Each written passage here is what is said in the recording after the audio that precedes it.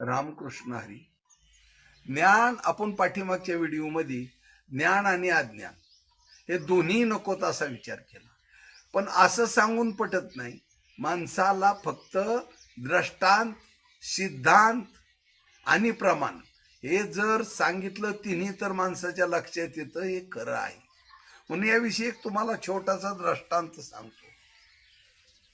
एक महाशय होते, त्यांना एक पत्नी होती. पण पत्नी थोडीशी नाठाळ होती. नाठाळ म्हणजे त्याला सुख लागून देत नव्हती, त्याला त्रास द्यायची, त्याला अगदी नको नकोसं करून सोडलेलं होतं.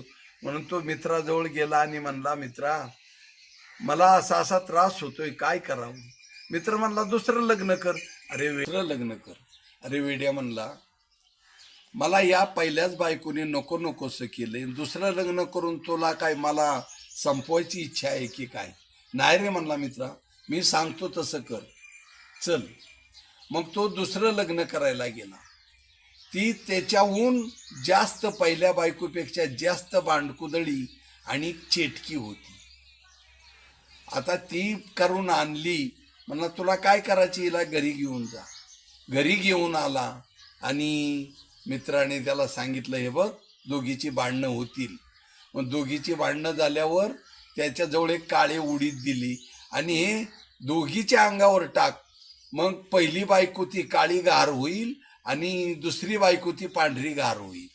मग तू असं कर, हे दुसरे उडीद घे आणि त्या पांढऱ्या गारीच्या अंगावर टाक, म्हणजे ती पुनरुपी जिवंत होईल, बाई होईल. चालेल म्हणला. मग त्याने दुसरं लग्न करून आला आणि सांगितलं. घरी आला आणि दोघीची भांडणं सुरुवात झाली.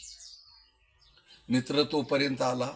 भांडणं सुरुवात झाल्यावर जे काळी उडीद दिली होती त्यांचे भांडता भांडता दोघीच्या अंगावर टाकले आणि एक झाली काळी घार आणि एक झाली पांढरी घार. आणि त्या दोघीची भांडणं थांबवत मारता मारता पांढऱ्या गारीने काळी घार मारून टाकली, ती मेली. आणि हा मित्र पुन्हा उडीद घेऊन त्या पांढऱ्या गारीच्या अंगावर टाकाय निघला. तर म्हणला, थांब, टाकू नको. अरे पहिली हिने इतका त्रास दिला, तुला नकोसं केलं आणि तिच्यापेक्षा ही डबल चेटकी आहे, तर ही तुझं काय करील? म्हणून हिलाही मारून टाक, हिलाही संपव, हिला सुद्धा ठेवू नको आणि सुखी हो. ज्याप्रमाणे दृष्टांत संपला, काळी गार मारली आणि पांढरी गार मारली आणि सुखी झाला, त्याप्रमाणे ज्ञानाने अज्ञान जातं. पण ज्ञान सुद्धा नकोय, ते सुद्धा संपवा आणि निराभिमानी होऊन देवाची भक्ती करा. ती शेवटी कामाला येईल आणि आपला उद्धार होईल. रामकृष्ण हरी.